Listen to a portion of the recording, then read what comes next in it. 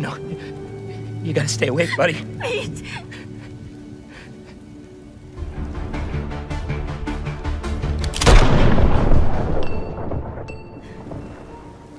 No! I hate it when this happens, because every time this happens, something even worse happens about 2 seconds.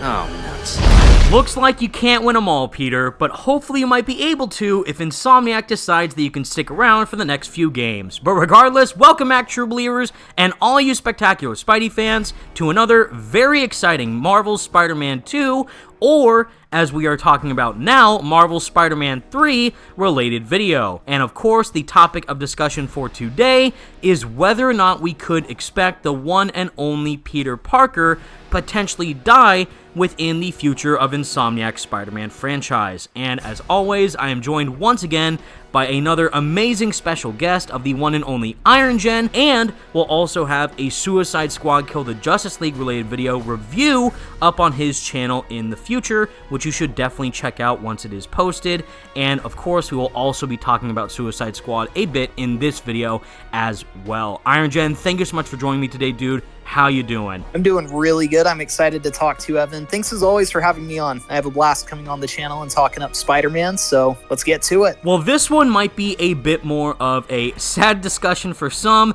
definitely a topic of interest that a lot of fans have been dreading almost within the context of where the narrative is going within Insomniac's Spider-Man universe, and that is, of course, whether or not Peter Parker will die in the inevitable final chapter, quote-unquote, of this universe with Marvel's Spider-Man 3. So, as we know within Marvel's Spider-Man 2 and where it ends, is that more than likely Norman Osborn as Green Goblin will be the main villain of Marvel's Spider-Man 3, with the return of Otto Octavius as Dr. Octopus, and the potential return of Venom coming back as well, which I did do a collaboration video with Comic Blast Keenan, which you should definitely check out in case you missed it, to then have this massive, overall, iconic rogues gallery of Spider-Man villains come into play for Peter, Miles, and potentially Cindy Moon as Silk to take down within a massive epic finale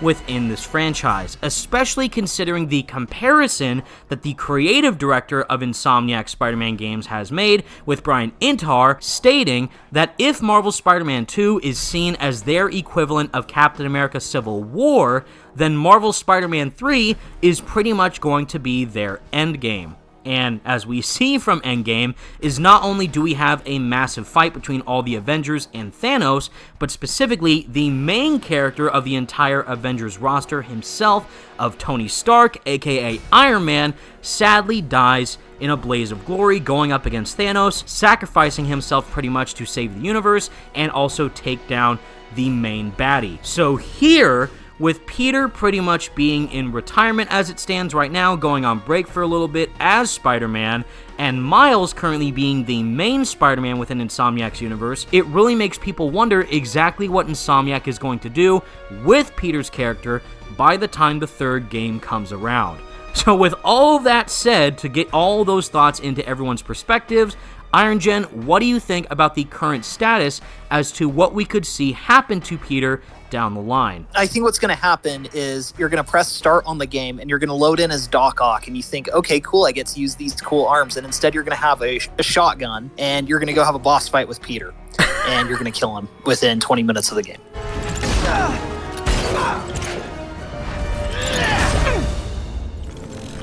You can't imagine how satisfying it is. In all actual seriousness, I think that we will likely get something similar to Batman Arkham Knight, where actually a lot of the marketing of that game was that it was going to feature, in some sense, the death of Batman. And even though now we know that Batman isn't dead in that continuity, there was a fake death that he orchestrated at the end of that game. Another similarity there is that Arkham Knight really leaned into all of these rogues that Batman had pissed off over the previous two games, and they were all teaming up to try and kill him. And I think Spider-Man 3 could go a very similar route, where we'll see Norman Osborn, who has been built up over the past two games, Well, 3 if you include Miles Morales as well. We could see the return of Doc Ock. In fact, we most likely will. Cletus Cassidy looked like he was going to become Carnage at the end of Spider-Man 2. And there's a lot of loose ends that could come back in a really major way for a conclusion to this trilogy. I do think it's interesting that they're setting Peter up in a similar way that they set Robert Downey Jr.'s Iron Man up for Endgame, where they're kind of letting him retire. They're kind of prematurely giving him that happily ever after, which does not make me optimistic that he's going to get a full-on happily ever after. We were seeing in Spider-Man 2 that without the symbiote, he is starting to slow down a little bit.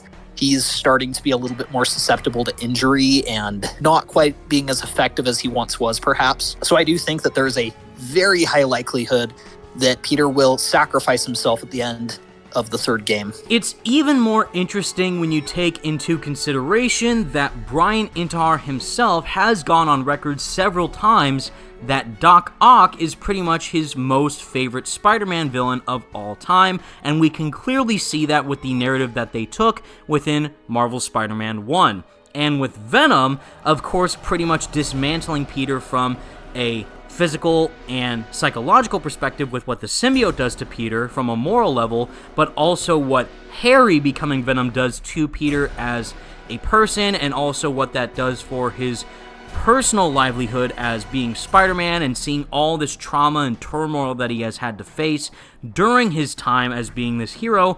It's definitely taken its toll. But now we see how Norman is pretty much just getting started on his villain arc becoming Green Goblin within this universe because of what happened to Harry, and he is pretty much going to find out eventually that Peter and Miles are both Spider-Man, and he is going to want to take down everything that they stand for and destroy the loved ones that they care about the most. Whether or not that relates to Mary Jane for Peter or Rio for Miles is definitely going to be a very traumatic experience if one of them ends up falling towards the clutches of Green Goblin.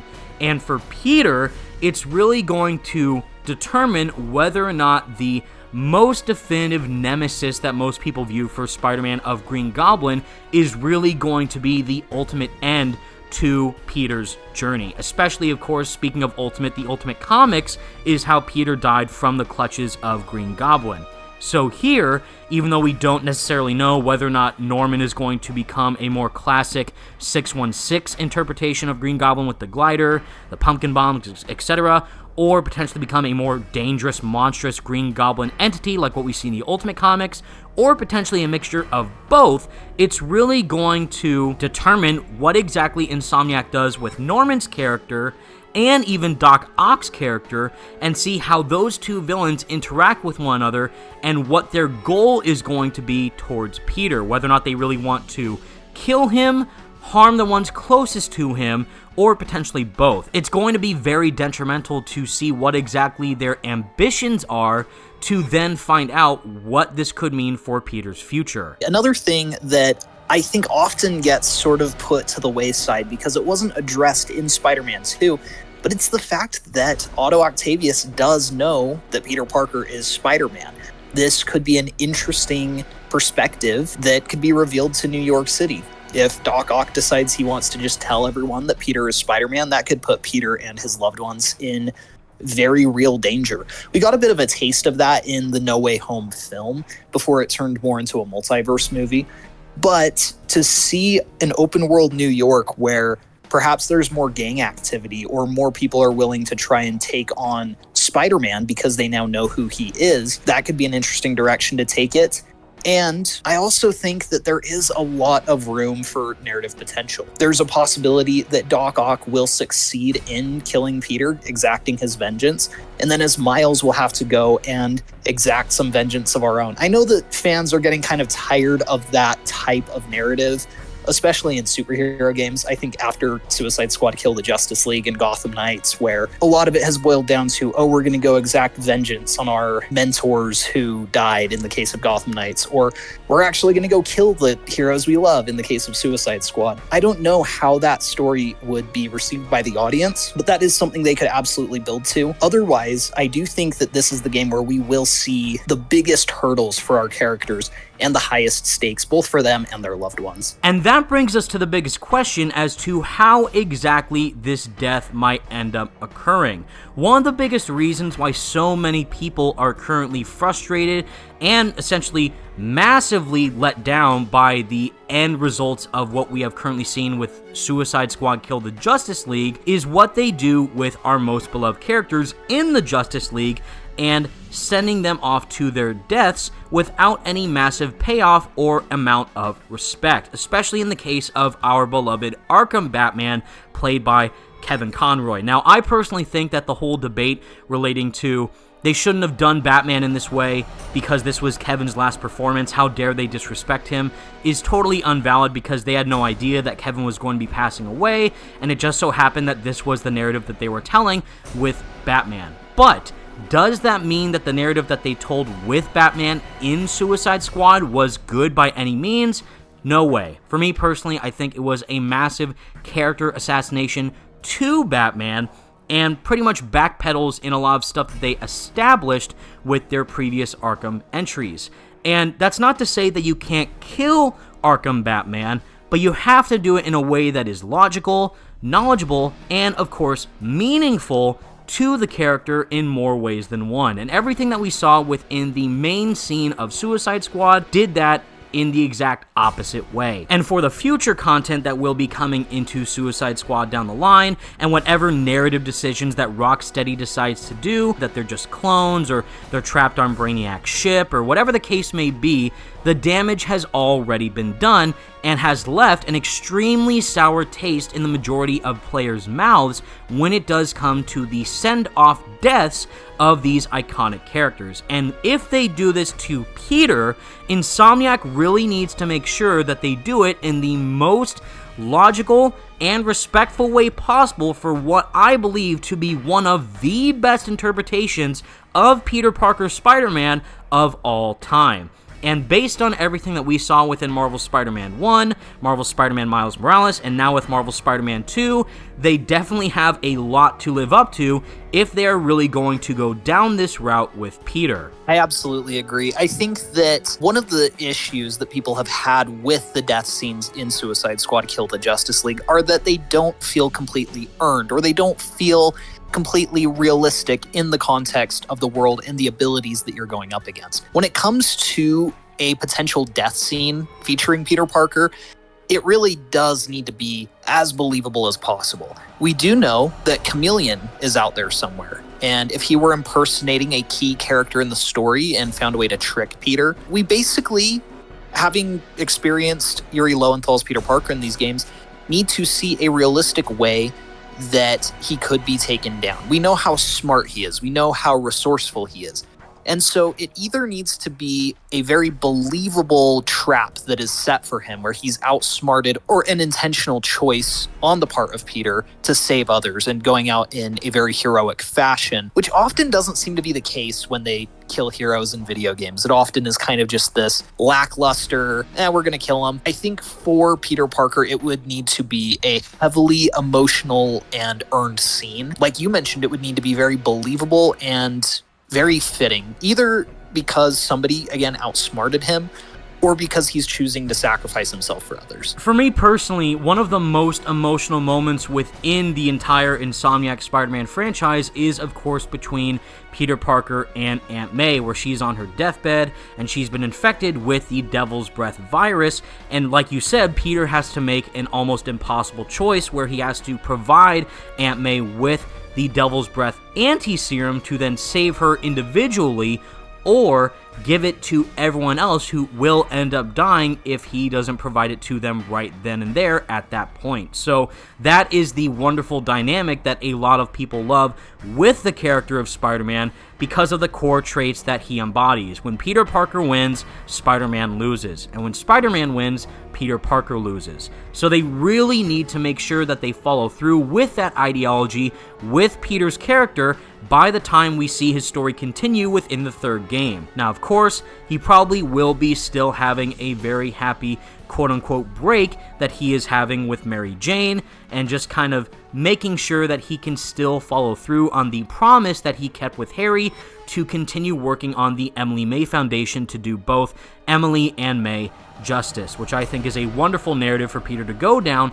But again, what's going to make him want to return as Spider-Man, either by a purposeful choice or just by force, given what might happen with Green Goblin and Doc Ock and potentially the return of Venom. But again, make sure that it is all in character for Peter in a way that makes sense and also does justice to what this Spider-Man has already built up. Absolutely. The biggest concern that I have anytime something like this is possible or teased or a likely direction for writers to go is that I kind of feel like it's trying to land an airplane on a very thin runway. There isn't a lot of margin for error, and there are multiple ways that you could kill off Peter Parker in the Insomniac universe, but I think very few of them would be well received or well reacted to and would feel like fitting closure to the character's story.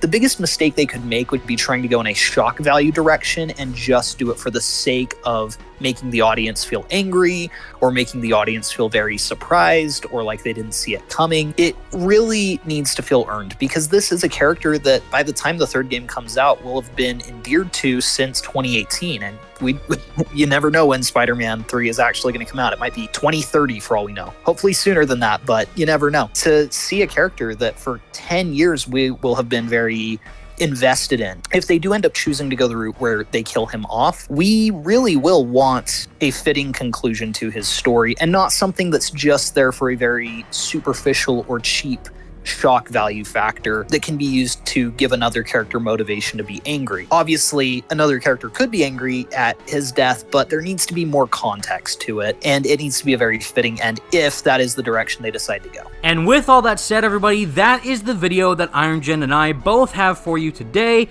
and please let us know all your thoughts in the comment section down below. What do you think about the potential of Peter Parker dying within the next inevitable Insomniac game with Marvel's Spider-Man 3?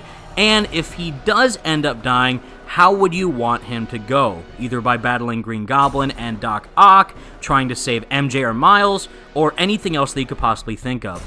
Let us know all your thoughts in the comments section down below, and definitely be sure to leave a like on the video and subscribe to the channel if you did enjoy, and for more Marvel Spider-Man videos like this in the future. And a huge thank you once again to the one and only Irogen for joining me in this discussion, because I could not do it without him. Thank you so much for joining me, dude. I had a wonderful time. I did as well. Thank you again for having me. We'll have to do it again soon. And until that time comes, everybody, thank you all so much for watching. Stay spectacular, Spidey fans, and peace out.